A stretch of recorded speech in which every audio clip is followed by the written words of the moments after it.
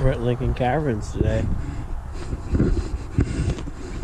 in Huntington, PA.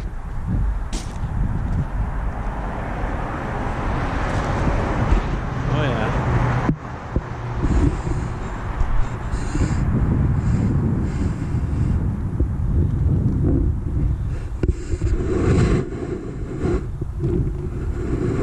It's a nice place.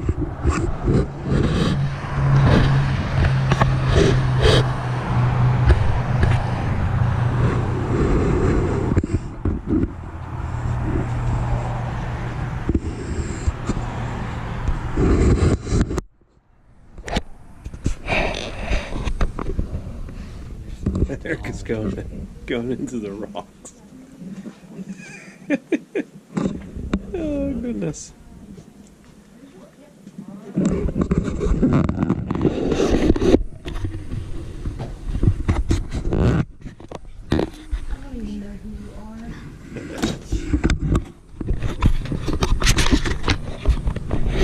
Alright, what? There's a reason I'm telling you all this.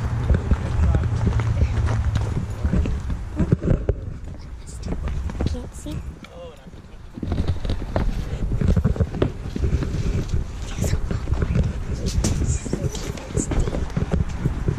Watch the first step, it's a big one.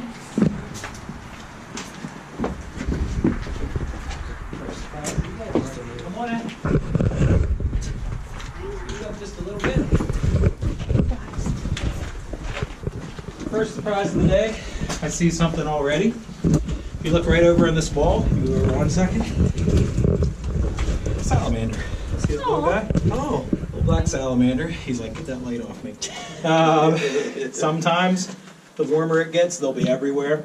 But this time of year, if you see one or two, it's nice because it's still cold out. You don't usually see them this early. You can definitely tell the humidity change. Oh yeah. In the summer it feels cold in here. In the winter you're like, oh, it's nice and toasty.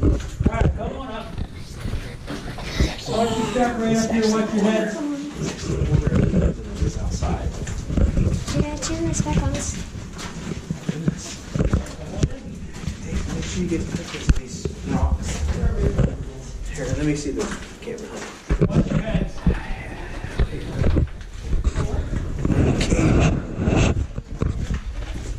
All right. The real reason that I told you that stuff about the original entryway.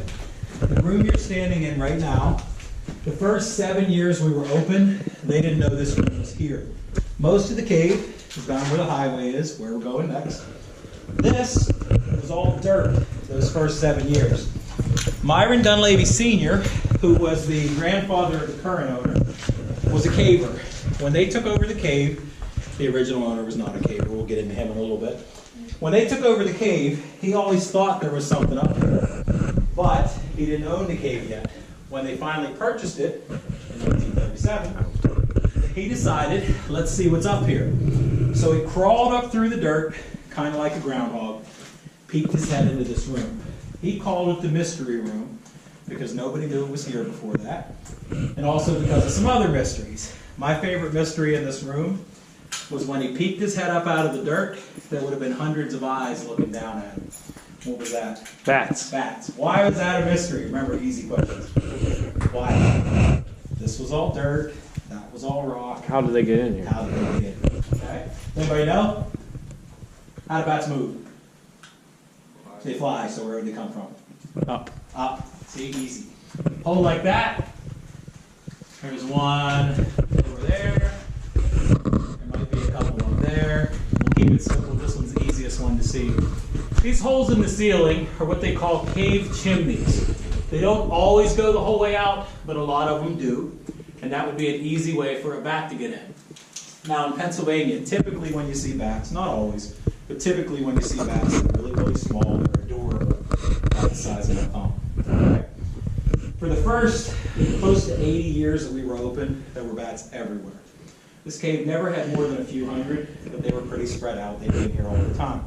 8 or 9 years ago, we got hit by a disease that's all over the Northeast. It's called white nose syndrome. White nose has killed off about 90% of Pennsylvania's bats. Is that a good thing or a bad thing?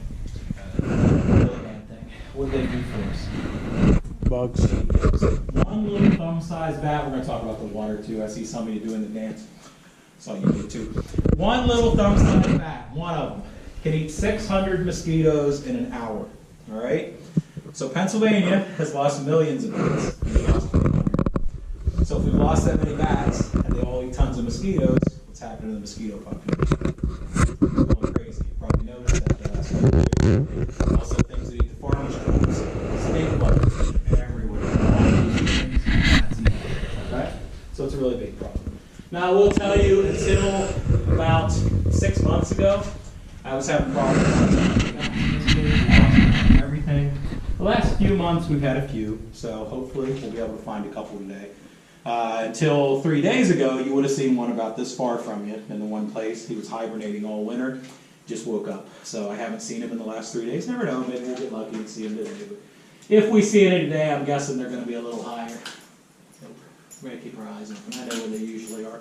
All right, before we get down the stairs, I asked if we had any rookies. So here's a rookie one. Does anybody know what they're called when they grow out of the ceiling? Stalactites. They hang tight to the ceiling, top of the ceiling. Stalact, C for ceiling, tight, T for top. What's the other kind? Stalagmites. Stalagmites, you might trip over, okay? Or stalag, G for ground. I will not always talk this much, okay? All right, before we get downstairs, any questions so far? It's not after you know what I'm talking about. Taking it easy on me. All right, we're going to go down some stairs. When you get down these stairs, they are always wet, so be careful. About halfway down, they get a little bit steeper, so just watch where you're going and you can come on down.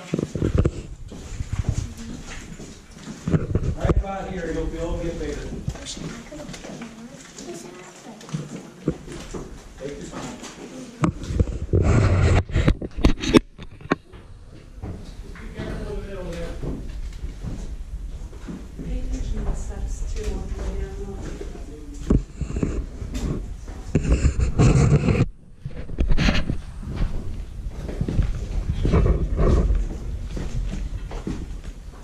Alright, before we go to the big room, pretty quick, a little tiny room like this, you're okay, take your time.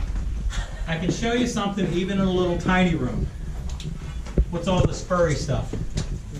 Tree roots. Tree roots. Right now, you are about 30 feet underground, okay? These roots are not only coming through the dirt, they're coming through the black and gray stuff. What's the black and gray stuff? Shale's higher. Just say rock. Rock and wood. It's actually limestone. All right, I would have taken stone or rock, anything. Remember, easy, okay? Pennsylvania caves, actually most caves in the world, are made of limestone. The tree roots can go through that pretty easy, okay? Little tiny cracks. The reason I like to show this to you, has anyone here ever tried to pull a tree stump out of the ground? Yeah. Is that hard or easy? Hard. Really hard. The roots don't look like much. That guy downstairs you were talking to calls them cave spaghetti. They're much stronger than spaghetti, all right? They can come through cracks in rock. Right now, 30 feet. Before we're done, 80, 90, 100 feet. That's why it's so hard to pull them out. They're embedded in the rock, okay? All right, since I now have seen it a few times, I am going to point out, when you get dripped on today, it is just water, okay? We call it a cave kiss. If you get a bunch of those, the cave likes you a lot. I always tell the adults you're getting hit on. I don't know. It's just water. It won't hurt you. If you had been here a week and a half ago, you would have been really a lot of rain, a lot of snow. It's really, really wet. Okay? All right, I want to get you in the bigger rooms.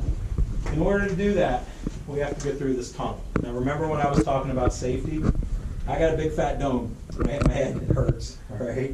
You all have smaller heads than me, especially you little guys. You all do. I got a big one. I still got a big melon. I got you by a little bit. The reason I tell you this, if it hurts me with my big fat head, what's it going to do to you guys with your smaller heads? It might knock you out. It might make you bleed. I do not want you bleeding in the cave. All right? Be careful where you're going. Come on down.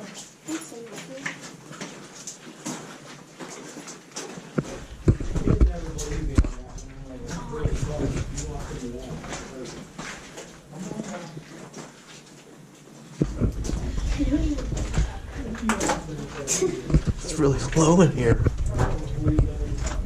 Watch out. This is pretty.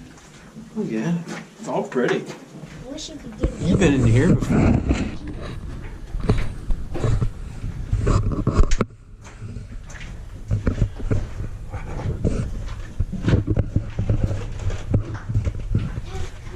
going? There's a big room. Oh, goodness. Big roots, tree roots in here, 30 feet down.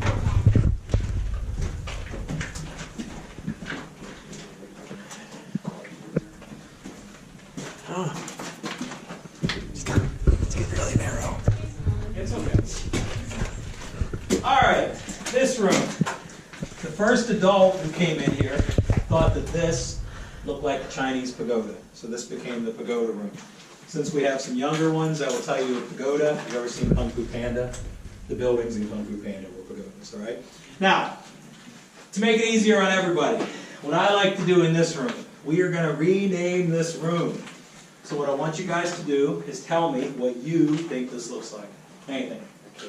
A cake, could be the cake room. That's a good one.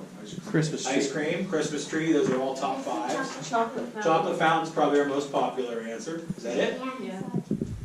I asked this question partly to wake you guys up, you did good, but also to see if I have any weirdos in my group. I don't have any weirdos today. You guys gave normal answers. The answer I got last week, someone told me poop emoji. All right. I've heard monkey, Squidward. People look at this one, Jabba the Hutt. I'm a weirdo, so I know a lot of these things. I see a shark, fin, eyes, mouth, and teeth. The body. All right. People see all kinds of things. All right. But you guys gave 4 of the top 5 going out to see. Now, every room we go in, we could do this. I try not to do it in every room because, especially when there's kids on the tour, if you do this in every room, you're going to be in the cave for 3 hours. All right. So if you do see something you really think looks like something, you can tell me. I will probably steal it and use it on another tour. Remember when I told you guys that we don't touch these things? I'm going to give you the reasons. We'll start with the science. How many of you have ever played with Play-Doh? If you leave Play-Doh out in the sun, what happens to it? It dries up, kind of falls apart, right? The brown stuff is called laterite. It's a form of clay. Clay is just like Play-Doh. So when it's dry, touch it in the wrong place, you might put a crack in it, you might break a piece off. We don't want to do that because these are really old. Has anyone in here ever taken their thumb and rubbed it across a mirror or your iPhone or your car window? You ever do that? What do you see? Smears. Smear. That smear is from the oil in your skin. Women always get this quicker than men. Yes. The smear, you guys did good.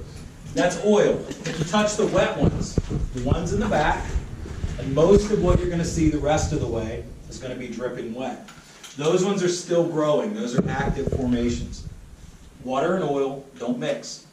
So if you leave a smear, some finger oil on top of a wet one, when the rain comes down, the same stuff dripping on you guys now, it'll slide off that thing. It won't grow. If you touch the dry ones, they would break. Now remember I told you there was a horror story? This is the room the horror story happened in. First year I was a guide. I've been here 7 years now. My first year, I had a little group of 2nd graders. Coming down that tunnel, coming into this room, I heard a little boy just screaming his head off, okay? It's only happened once since I've been here. When I got back there, normally if you hear someone crying on a school tour, it means someone's pushing and shoving. So I figured somebody was bullying, so I'm running back to be a hero. When I get back there, there's nobody within 10 feet of this kid. So I should have known right away something went wrong, all right? You ever see kids on a playground on a chain link fence going like this? He had been doing that the whole way down the tunnel with his hand along the wall. He dislodged a little rock, and behind that rock were a whole bunch of centipedes. The centipedes fell all over his arms. Centipedes are like worms with feet. They wouldn't really hurt you too much. They're just little tiny like worms. But you try telling a 7-year-old that's screaming his head off that those bugs that are all over him aren't going to hurt him. All right? The reason I'm telling you this story, it was 6.5 years ago. I can still see it like it was yesterday. All right? And I'm old. Imagine if you were 7 and that happened to you. Think how many nightmares you probably had in the last 6 years. Right? You've probably never gone to a cave again. They do not fall from the sky. You have to have really bad luck to find a nest of something. But you will not find a nest if you don't touch anything. Make sense? Yep. Probably wouldn't this year anyway. It's not that wet, but you never know. All right, did I scare you enough? Hopefully you did. Any questions before we go in the big room? All right, let's go to the big room.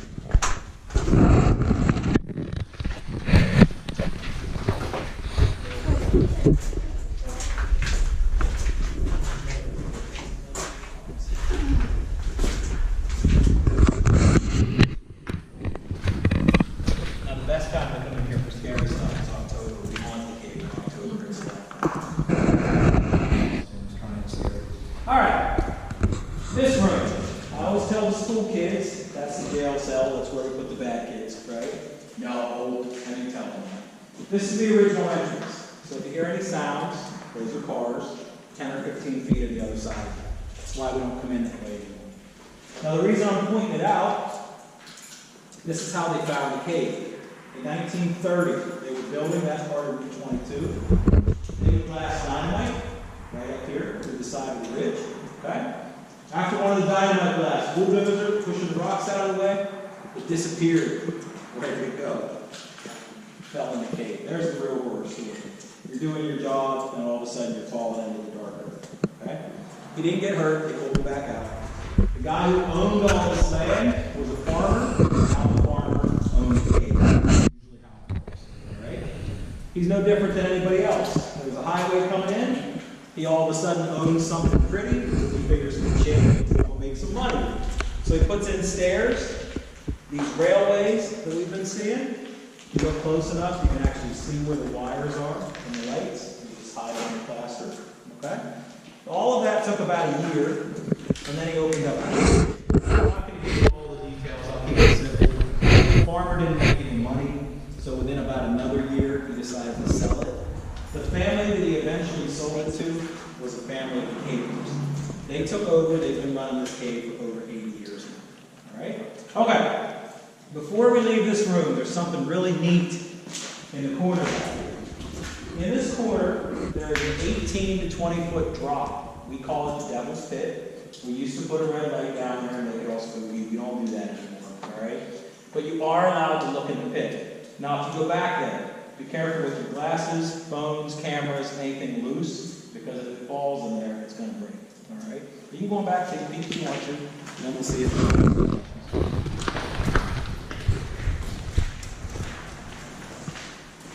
You only fit one at a time, so just squeeze your way back there. One comes in, the other one goes out.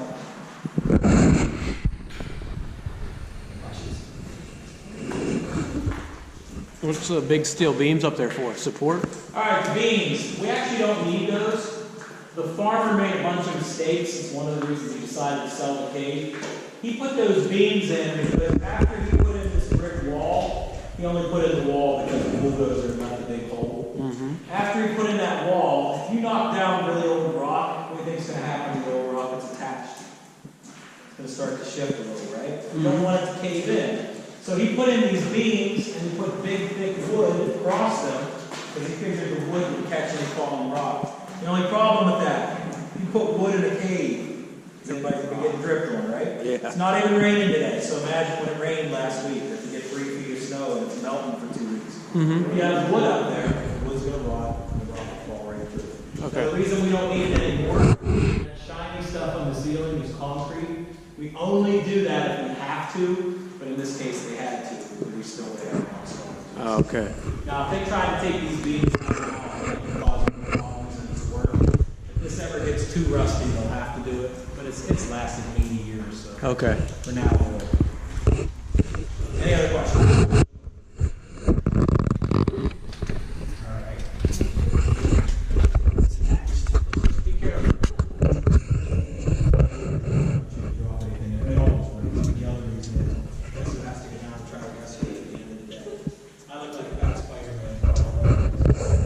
So that doesn't lead to another room? It doesn't lead to another room? Okay. There's some other ones that go a little further with that. Erica looks like she'd be going for. All right, where we're going next, we're going to go through this tunnel. Yes, I'm going to turn some lights on. About halfway down this tunnel, you're going to start to see what we call cave popcorn and a little bit of popcorn. It's the first visible sign of the mineral we're going to talk about. All right, come on down. Recall what your head's up here. Daddy.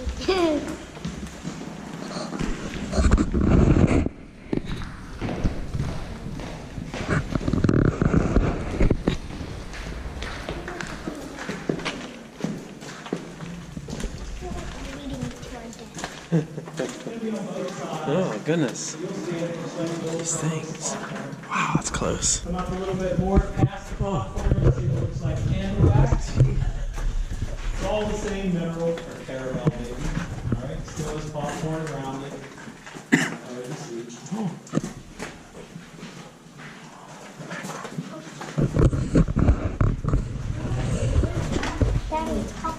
popcorn.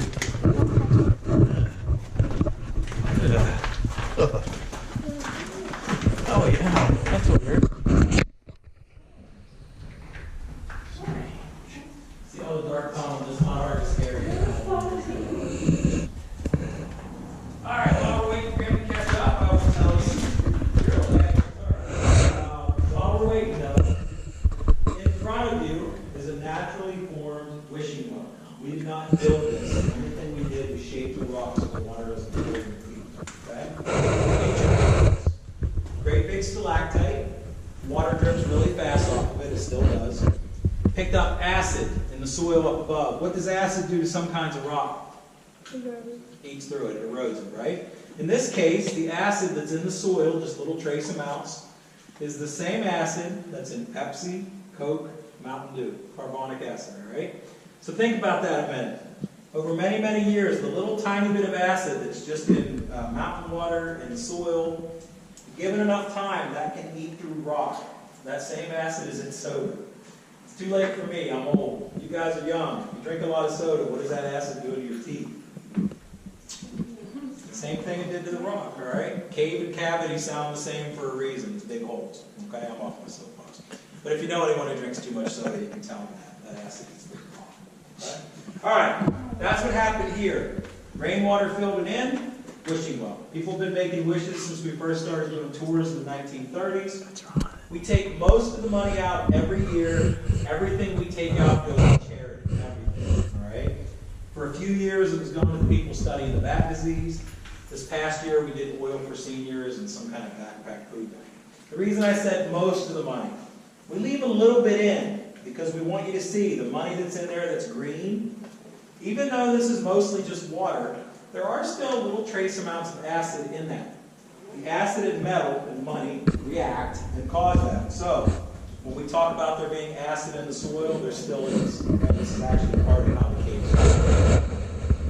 All right. Before we get down the stairs, the toughest question that we get is how old are the caves? The reason that's such, you can make a wish if you want. The reason that's such a tough question, everyone has a different opinion how old the earth is. Now I'm not super bright anyway, but what I have learned over the years is not to give anyone a definitive answer for how old this stuff is, because you just make people mad. Everyone has a different opinion. The earth might be thousands, it might be hundreds of millions. Everyone has an opinion, all right? I'm going to give you a simple answer, and then I'm going to let you guys figure out a more technical one. If anyone wants the geological answer, I can give you that as well. All right? The simple answer: the caves are really old. All right, way older than people. Old. A little bit more technical. Look at this stalactite. This was broken in the first tours in the early 1930s. That little tiny bit that looks like ice is what's grown in about 85 years, okay? They tell us it takes about 120 years for the size of an ice cube. So if it takes that long, think how old this is, all right? Easily thousands, possibly tens of thousands, maybe hundreds of thousands, again, depends how old you think the earth is. And this formation is a lot younger than the rock behind it. The scientists would tell you the rock behind that is twice as old as the dinosaurs. They are a long time, which is why we want to protect this stuff. Okay? All right, any questions before we get down the stairs? Do you guys periodically have to remove any like loose rock or stuff that falls? Very, very rare do we ever have to move anything. Yeah.